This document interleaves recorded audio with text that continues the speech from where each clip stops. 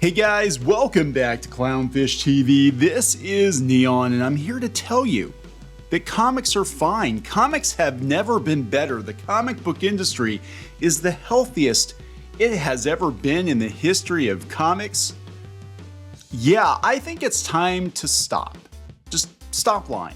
It's over, guys. The Western mainstream comic book industry that we knew no longer exists. ComiXology just laid off pretty much everybody, and that was kind of the last holdout for a lot of people clinging to this notion that Western comics, that North American comics were doing fine. It was all like, well, you know, maybe the print comics aren't selling so well, but everybody's buying off of ComiXology. Everybody's buying the digital comics. Yeah, if they were buying digital comics in the numbers that you thought they were, Amazon wouldn't have gutted ComiXology. ComiXology is not worth it. Okay, they're not buying enough digital comics to warrant keeping ComiXology open as its own thing. This is on top of, just bad news after bad news after bad news. We had rumors of publishers not paying comic book creators because the PPP loan money is running out. Some publishers filing for Chapter 11. We've got, some curious questions being asked about where the comic book sales charts went to by Heidi McDonald of all people.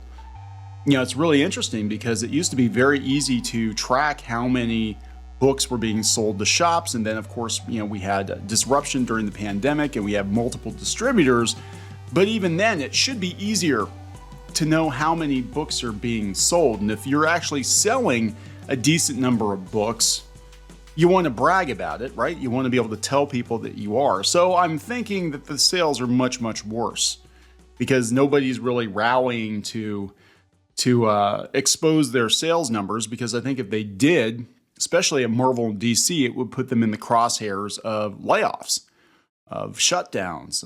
Again, there have been these persistent rumors that come up every couple of years about Marvel and or DC just deciding they were going to outsource their comic books to third party. And if the numbers aren't there, that gives them a pretty good incentive to do it, right? Especially with all these companies being pinched right now. So we're going to talk about that. We're going to talk about comic shops closing. Yeah, everything's so great that all these comic shops are closing. Fat Jack's in Philadelphia, which has been around forever, longer than I've been alive, is having to do, I guess, a GoFundMe to try to try and stay in business or something. Like, this is just crazy.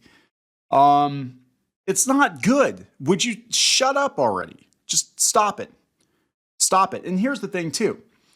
The people working, at these comic book blogs trying to defend the comic book industry, trying to say that the comic book industry is fine.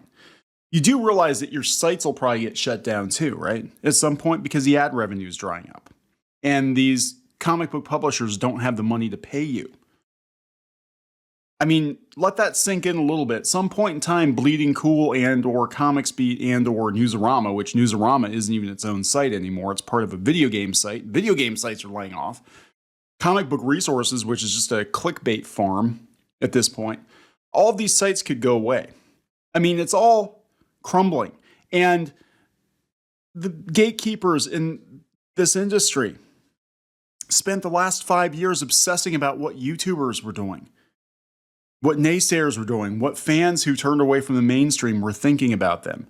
They spent hours and hours, weeks and weeks, months and years on Twitter, kicking up a shitstorm after shitstorm after shitstorm. They spent time in Facebook groups, secret groups, quote unquote secret groups, quote unquote secret discords that people actually are aware of, by the way, trying to plan to cancel comic book creators who didn't toe the line. And as it turns out, the people that jumped ship are the only ones who are actually gonna make it. In fact, this is not to brag. In fact, Indiegogo was supposed to close this. They didn't close it yet. But Crimson Wren has done, between Kickstarter and Indiegogo, we've done, I think, 115,000 on it. And the book's done. It's going to the printer within the next day or two. Files are done. It looks great. It's a really good book. We're fine. we are fine. If we had stayed in the mainstream comic book industry, I don't know what we'd be doing right now. I'll tell you the truth. I have no idea. Probably working at some ad agency or something. I don't know, but it's not good. So we're going to talk mostly about ComiXology because this was supposed to be the last hope, I guess, digital comics for Western comics. Everybody kept telling me that, if I'd say, hey, comic sales aren't good. Well, you're not looking at the digital numbers. Digital comics are selling really well. That's where all the money is. You believe the spin. You believe the hype. And even the media outlets that have been defending the comic book industry, they're done apologizing for it. There's nothing left. There's nothing left of comics as we knew it. Now, there's all kinds of potential for a new comic book industry going forward, for a more niche comic book industry, for an indie scene, because indie creators are doing very well. But everything we knew is ending, and you're going to have to just deal with the new reality. Yeah, graphic novel sales are huge. Not everybody's going to have a book at Scholastic. Not everybody at Scholastic sells like Raina Telgemeier, right? Manga is huge. But you know what? Your average Portland comic book creator is not getting a cut of that. In fact, they're scrambling trying to get paid. I don't know what else it's going to take for people to get it through their thick skulls that everything is upended, everything is different, and it's never going to go back to what it was. But let's talk about ComiXology. And before we get into it any further, please subscribe for more pop culture news, views, and rants. Guys, over 288,000, almost 289,000 subs. Thank you so much for the support. We do talk about the comic book industry, having worked in and around the comic book industry for a number of years. And I was very sad when I worked in comics. When I finally broke into comics and I realized what the comic book industry was actually like, I became very sad because it's not a great industry to work in. I'm sorry. There are some nice people, but it is an industry full of sadness and backbiting and poverty and angst and depression.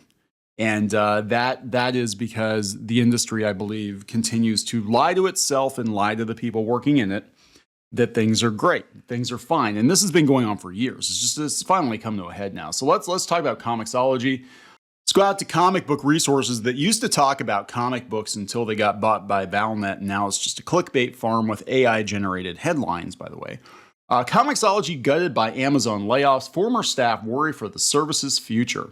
Well, it's really bad. And we'll go out to Comics Beat. Heidi McDonald, who has to admit that, yeah, it's over. It is. I'm sorry. As ComiXology is hit hard by Amazon layoffs, former and current staff members question what the future has in store for the service. Social media conversation around ComiXology erupted on January 18th after major redundancies were reported at the Amazon-owned company. According to Amazon journalist Jason Del Rey, Amazon retail CEO Doug Harrington issued a note notifying employees of the layoffs in the morning, emphasizing that it was an important part of a wider effort to lower our cost to serve so we can continue investing in the wide selection, low prices, and fast shipping that our customers love. Customers don't love digital comics. They don't care. They really don't care. And actually, I knew this was going to happen as soon as Amazon bought it. They have Kindle. Why do they need ComiXology? They don't care enough about comic books to make a comic book specific app. They don't care. And then they ruined it last year. They redesigned it. And I think that was like a Hail Mary pass. I think they were on the edge last year and they were like, let's redesign it and get a bunch more people. And nobody liked it. And that killed the sales too. While ComiXology was not specifically mentioned in the report, employees of the digital comics company clarified on Twitter they had been affected. ComiXology founders David Steinberger and John D. Roberts chimed in, noting they were saddened over the loss of jobs. Here's the note that Amazon CEO sent. Feeling for the ComiXology and Amazon folks being cut today. Well, you guys kind of cut and run, didn't you? You sold it. You sold it. When you sell it to a corporation, this is what happens. Super talented folks that will land on their feet for sure. But today it just sucks. Reach out if I can be useful. Saddened to hear of all the cuts at ComiXology and Amazon. The crew at ComiXology are some of the best people I've ever worked with. This is truly a loss. Happy to help. Happy to help if I can. So please feel free to reach out. CBR reached out to Amazon for comment and was referred to a general post about Amazon's layoffs with no details regarding ComiXology. In fact, it's being called a bloodbath, according to Heidi McDonald at The Beat. And Heidi, it's interesting. I've actually considered it a couple points in time offering to buy ComiXbeat because I don't think they're in very good shape right now. Heidi McDonald is going out to Patreon to pay the bills, and I know what the ad rates are like on comic book sites because we run a couple of those. But given that we have multiple websites and that we're part of a pretty good ad network, and that we have YouTube to offset, losses on blogs, we could actually probably make it profitable. But I don't think she'd be willing to part with it. Don't know. Anyway, I think I'll be able to pick up some other comic book sites cheap, though, here pretty soon because things are not good. They're really not good, guys. So this is Heidi McDonald from The Beat. Following yesterday's news of massive layoffs at the ComiXology division of Amazon, further information confirms that calling it the ComiXology bloodbath is accurate. Nearly everyone at the division has been let go, and those remaining are only there on mop-up duty. I've been there. The company basically gets rid of everybody that does the day-to-day tasks, and then a couple employees remain to just tie up loose ends. Subsequent tweet from ComiXology employee Scott McGovern confirmed that 75% of the staff had been laid off. 75% of staff. The majority of the employees are gone. There are still employees working at ComiXology. I have no information to share about what they're working on or the length of their tenure, probably just to transition stuff over to Kindle. Other sources close to remaining employees within ComiXology have reached out to The Beat to confirm this and given an even clearer picture of the dismantling of the staff of what was once the premier digital comics app. Again, digital comics are not selling as well as the comic book industry has led us to believe. And they kind of kept those numbers hidden. They're like, well, Ms. Marvel sells way better on digital, guys. Trust us. Wink, wink. And there was supposed to be a thing with Nielsen. I think it was Nielsen or Bookscan. They were going to do sell-through numbers on floppy comics, if I remember correctly, and that never happened because it probably wasn't worth it. It's too hard to track, and you've got to, deal with all these independent comic book shops. Whatever comic shops are left. Does anybody know how many comic shops are actually left? I don't think anybody knows how many comic shops are actually left. Like, they're disappearing at a shocking rate. According to insiders, all the jobs at ComiXology have been eliminated. The entire division was laid off in 3 parts, some immediately, some slated to leave in June after fulfilling remaining obligations to publishers, and a final group that will stay on until October to mop up the migration from the original ComiXology site. Remaining employees question whether all of the technical work can be completed with such a skeleton crew, but we've all heard that story in tech before. That's everywhere, man. While this is all brutally devastating to the businesses, I'm told the layoffs are generally speaking part of the larger Amazon staff reduction, which saw 18,000 people lose their jobs this week. Again, if ComiXology was bringing it, if ComiXology was important, they would not be doing this. As tech site Recode reported, ComiXology is not the only Amazon division to be gutted. Smile, a popular charity project, was also eliminated, as were various other divisions. Basically, underperforming business divisions were cut. And I'm sorry. I mean, there is no other way to look at it. If ComiXology was bringing it, if digital comics were the, burning the sales charts like all these people tried to tell us for years, everything's doing great in digital, guys. Don't look at the print sales. It's all about the digital. They wouldn't have shut it down. The Recode piece by Jason Del Rey is a must-read for how even the biggest can mess it up. While Amazon sales soared to ridiculous heights during the pandemic, they predictably slowed afterwards, and Amazon invested too much in brick-and-mortar infrastructure like warehouses and bookstores. That's why everybody's getting laid off. Plus PPP loans. And the comic book industry basically got a reprieve. I mean, the pandemic was the best of times and the worst of times. It was the worst of times in that there were comic shops going out of business. It was, pencils down for a lot of freelancers or whatever. But then they got this PPP money, the Paycheck Protection Program, for those of you who don't know, free money from the government, basically, to keep your business running. And they got that and they're paying their bills with that. But now that's gone too. So now we have to deal with, basically, we delayed the inevitable, which was a lot of these publishers were going to go out of business. A lot of these comic shops were going to go out of business anyway. and they got a bit of a reprieve. The outpouring of emotion from ComiXology employees and the wider comics community was all over Twitter. So, I mean, I don't know what to tell you. I really don't know what to tell you. The end of ComiXology as its own business unit with dedicated employees leaves many questions going forward. We'll be examining those in a second post. Well, look, and we'll talk about the reaction to it. Let's see here. I think we had Rich Johnston. Rich Johnston put reactions to it. Jonathan H. Gray, who I used to work with at Gemstone and who has me blocked for some reason now. And I used to color his stuff and I thought we were friends, but he has me blocked and I've never once said anything negative about him. I don't understand what the deal is with that. Still thinking about ComiXology and how Amazon bought a thing that worked, gutted it, shat in its bed, and then threw it away because they didn't want to play with it anymore. That's it. That is it. Eric Reynolds, if only Amazon hadn't acquired ComiXology in a hostile, bloody takeover that nobody could have prevented. We're confident that with Amazon by our side, who shares our desire for innovation and relentless focus on customers, we've just begun. Yes. John Allison, who I used to read his stuff all the time, actually. So sorry to hear about the huge ComiXology layoffs. If not for ComiXology, I don't think Giant Days would have survived in single issues. Probably not. He's a digital comics guy. I don't know that would have survived at all. I know many other creators who would say the same about their series. ComiXology was a digital comics service that worked for the big publishers. For self-publishers, it wasn't perfect. But what Amazon has done is corporate cultural vandalism. Incredibly depressing. It's a shame. They never should have sold it. I mean, the truth is, and this is what happens every time people have something good going and they sell it to a corporation, it doesn't mean anything.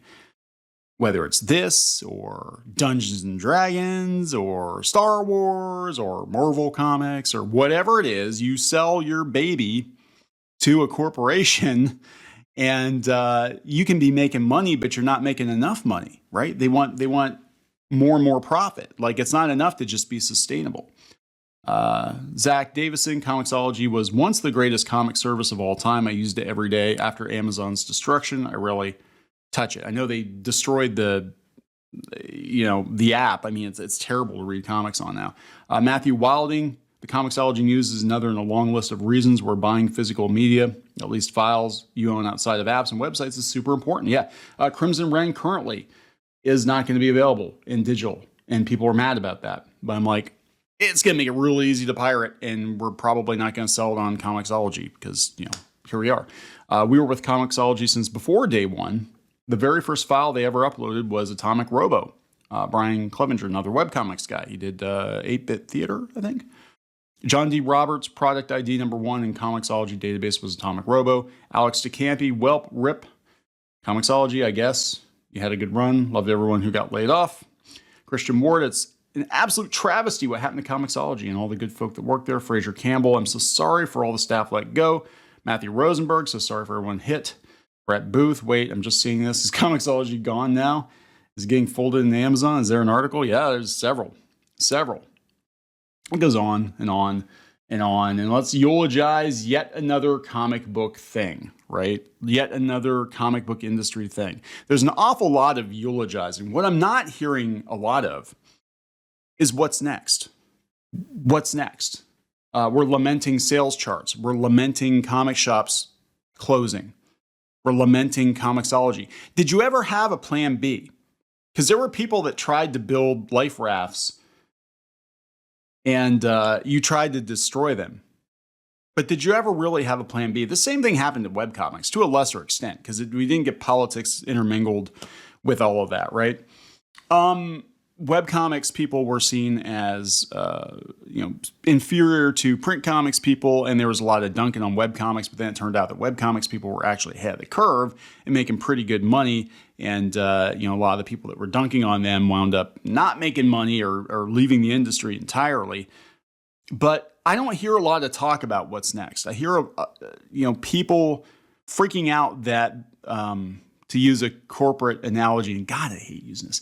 The cheese is moved, right? Nobody seems to be brainstorming ideas for finding another solution. All they're doing is lamenting all these things that are gone and then railing against people who are trying to find solutions.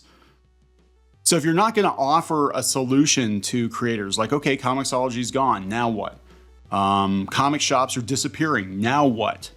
You know, don't worry about what other people are doing. Don't worry about what other people you don't like are doing. Does it matter if they're making a bunch of money? Worry about saving your own ass. And that's not what I'm seeing. I'm seeing a lot of people just, you know, pumping their fists at the man, taking things away. Of course, corporations are going to they're going to do what corporations do. You got to look out for yourself. And these people just don't understand that. And this is part of the reason why, like, you know, Darwinism, the comic book industry has always been like this. There's some really good people in comics. There's some really smart people in comics. And then there are a lot of people who think, you know, they should be able to make a living in comics just because they showed up that day. And it doesn't work that way. Like, you're going to have to be, to borrow from Uncle Scrooge, smarter than the smarties and tougher than the toughies. And that's the truth. You're going to have to find another way to get your stuff out there. And again, attacking people who have done that is not helping you. All it does is make you look bitter and sad. And it's not going to help your case at all. And it's definitely not helping you with readers. A lot of readers are disgusted by all the smears and the attacks and the drama on Twitter. You're going to have to worry about saving your own ass at this point, because everything is crumbling down around you. And good luck. It's tough out there, but it can be done. It can be done. I'm going to wrap this up. Please subscribe for more pop culture news, views, and rants, guys. We'll talk later.